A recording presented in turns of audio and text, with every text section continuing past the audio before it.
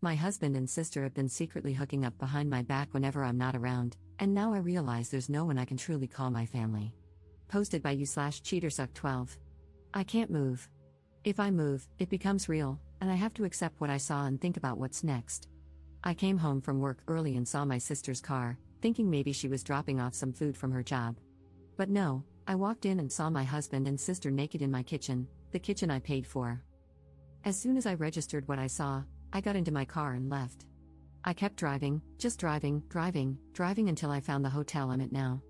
I don't want to believe it. I don't know what to do.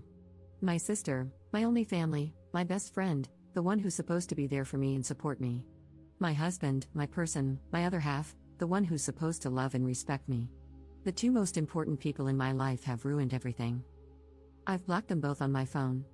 I don't want to hear any of the BS excuses they'll come up with. I don't want to confront this. I want to go back to this morning when everything was fine. Update 3 days later. Sorry for not replying to comments or updating, things have been hectic. I didn't think I needed to explicitly say this, but by naked, I meant they were completely naked and having sex in the kitchen. I admit mentioning that I paid for the kitchen was odd and kind of funny, but anyone who knows me knows that the kitchen is my pride and joy. So yes, when I saw my sister and husband having sex in my kitchen, it stuck with me. And yes, they did see me. When I got to the hotel, I cried for a few hours and just wanted to tell someone, anyone. The two people I usually turn to when something happens in my life were the two I needed to talk about, and it was 11-something in the evening. I didn't want to disrupt my friends' evenings or burden them. So instead, I came to Reddit, thinking not many people would see it. The response I received was overwhelming. I want to thank everyone who sent me kind words and advice. Thank you so much for all the virtual hugs. I know I only commented once, it's because I had so much to think about and do. I truly appreciate all the love and support. There was so much amazing advice in the comments, though a lot of it was American-based. Regardless, I still appreciate it. One recurring piece of advice was to unblock them and keep the texts and calls as evidence, so I did that. After posting and having another good cry, I realized I needed to get my crap together. I didn't have my sister or any family to help, so I had to do it myself. I started researching my next steps. In the morning, my friend called, saying my sister had contacted her to see if I'd been in touch. I told her what happened, and she very kindly offered me her spare room and took her day off work to help me sort things out. I called in sick at my job, and with her help, I began making progress. I reached out to a friend who works at a bank, and she helped me start sorting out my finances.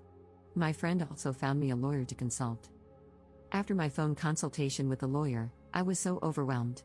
Now I understand why so many women don't divorce their cheating husbands. It's such a lengthy, expensive, and emotionally draining process. Thankfully, I make a stable income and can support myself, and fortunately, we don't have kids. I have to remind myself that things won't happen in one day, it will take time. As for the house, his parents bought it for us. To be honest, after what I saw, I don't even want it. I will try to get reimbursed for my beloved kitchen, otherwise, it can burn for all I care. This whole situation has been incredibly draining, but I knew I had to talk to them. There's no coming back for my husband, and when I checked his messages, they said exactly what I expected: I'm sorry. It's not what it looks like. We didn't mean for it to happen. Please come home. I love you, and so on, just absolute BS. A small part of me thought maybe I could forgive my sister since we only have each other. But after reading her messages, all hope was lost. She used the same excuses our father used when he cheated on our mother and abused us, and she echoed the same things our mother would say when excusing his behavior and abusing us herself. I spoke to her this morning and asked her to tell me straight up, who, what, where, when, and why. She told me that back in July, when I went on a girls' trip, she was at our house and joked to my husband that I'd cheat on him during the trip because that's what always happens. He said no, and they joked about it, but then she suggested he get even with me. That led to them having sex. Once turned into 2 or 3 times, and then it happened whenever they could manage it. There was never any evidence or sign that I was going to, or even thinking about, cheating. I told her we were done and there's nothing she can do to repair this. Later, I got a call from an unknown number. It was my mother, who I haven't spoken to in 7 years. It turns out my sister has been in contact with her and told her what happened. My piece of trash mother, the same woman who used to beat me for breathing wrong, had the audacity to say this is what I get for taking her daughters away from her. It hurts so much. I know things are going to get even messier, and it's going to be a long few years. I've now lost all my blood relations. I need to get all my stuff and find a new place. I want to show them that I can and I will thrive without them.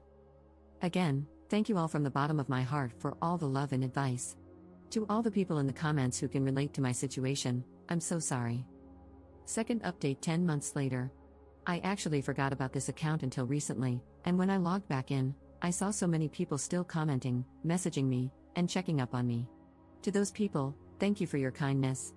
Since so many of you are still asking for an update, and because I've already shared such a big part of my life, I may as well give a small update. Back in October, my life was in chaos, but I was determined to soldier through it and show them that I can make it without them and succeed. I had to meet with my ex to talk about the house. He eventually gave up, and we decided to sell it. I was reimbursed for my beloved kitchen. At first, my sister would show up at my job and my friend's house, but once I told her I would get the police involved, she stopped. I haven't seen her since February. I did hear from my pathetic excuse of a mother again, but that was also shut down, and I have not heard from her since the end of last year. I'm from NZ, so my ex and I have to be living separately for 2 years before we can divorce.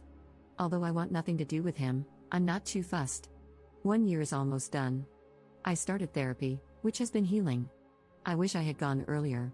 I have moved into my apartment and was promoted at work.